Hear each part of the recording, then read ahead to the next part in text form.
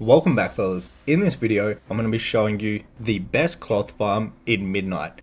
This is by far the best group cloth farm that you can be doing.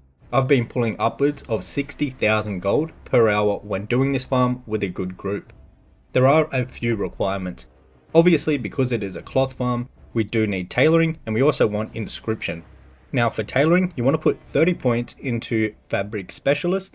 This is because it's going to allow you to get high quality cloths and also allows you to get more high quality cloths in all of the midnight zones. This is very important. You put 30 points into that.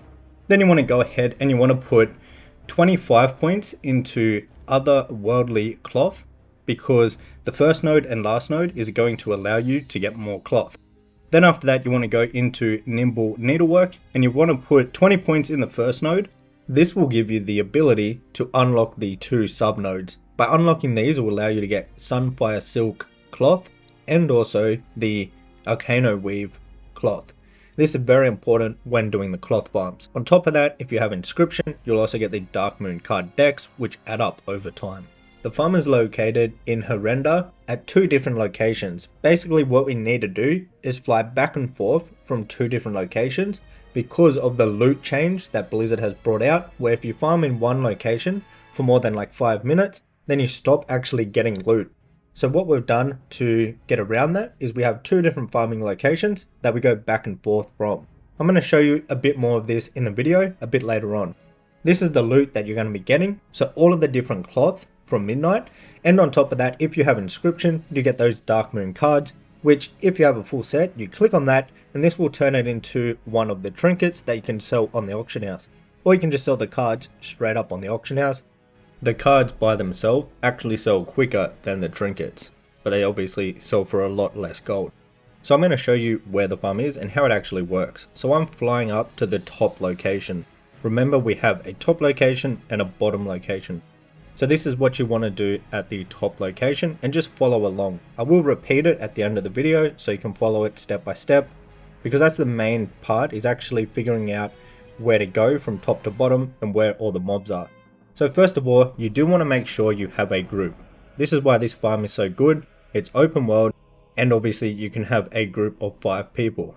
Now with the group, you want to have one person that is kind of tanking all of the mobs, and everyone else wants to be pulling the mobs and gathering them together.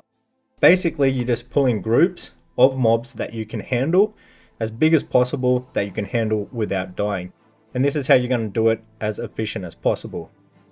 When you get it used to it, there's about, up on the top, there's about 4 or 5 pulls you can do where you can get a bunch of mobs together very easily. For an example, we just did one of the pulls right here. And as you follow along with the video, and when you do this in-game yourself, you'll figure out how many mobs you can actually pull. But basically, because if you pull mobs too far away, they'll end up you'll lose aggro and they'll run back. So you need to keep that in mind. And basically just do little pulls after little pulls. The whole group of 5 people should be all together.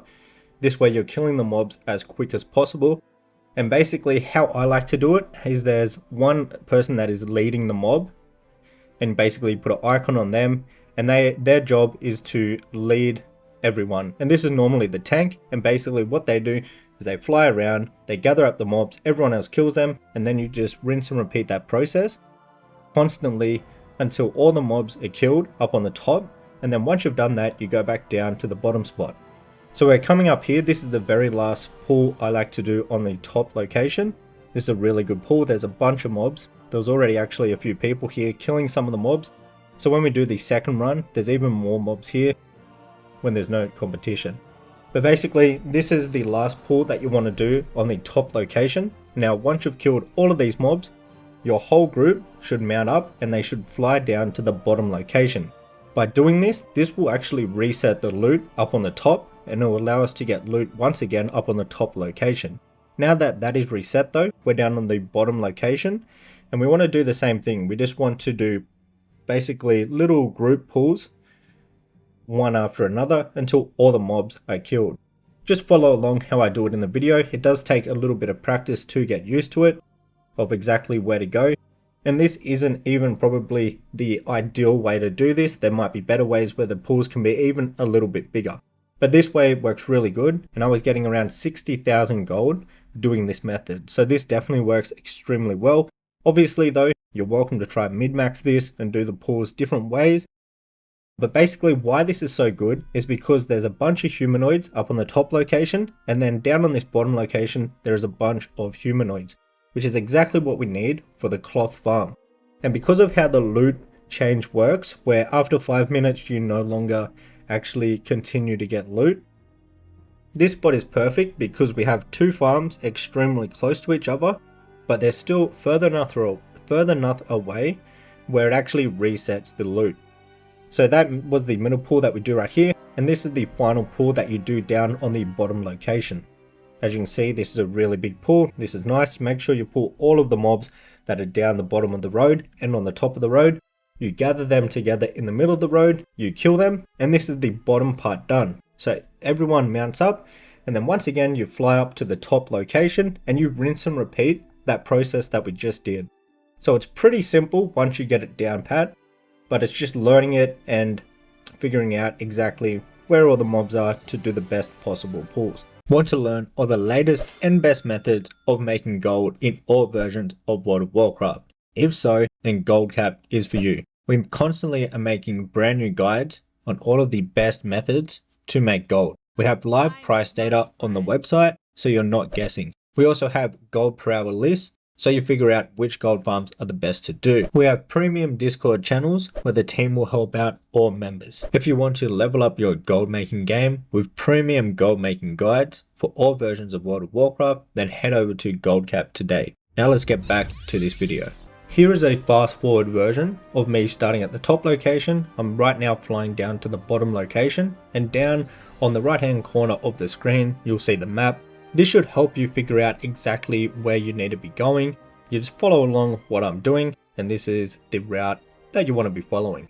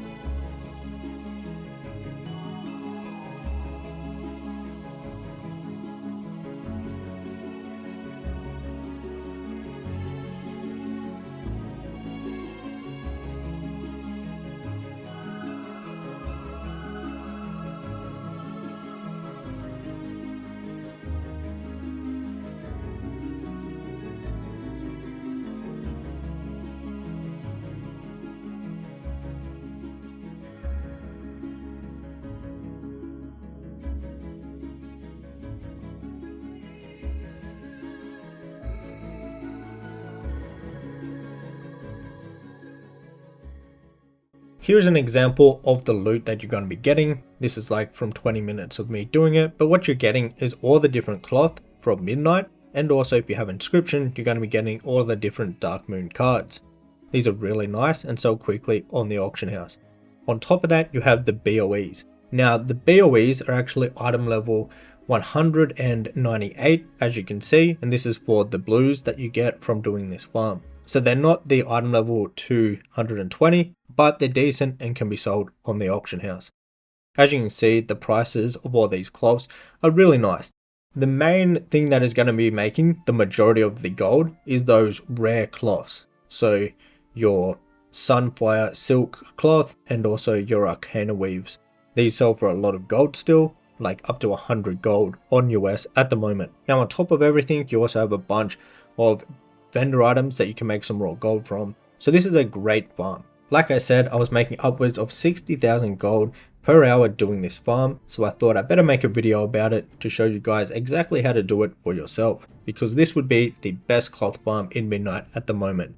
Thanks for watching, and also subscribe to the channel for more gold making videos, and remember to check out Goldcap if you want to check out all of the premium gold guides over there. Till next one guys, take care.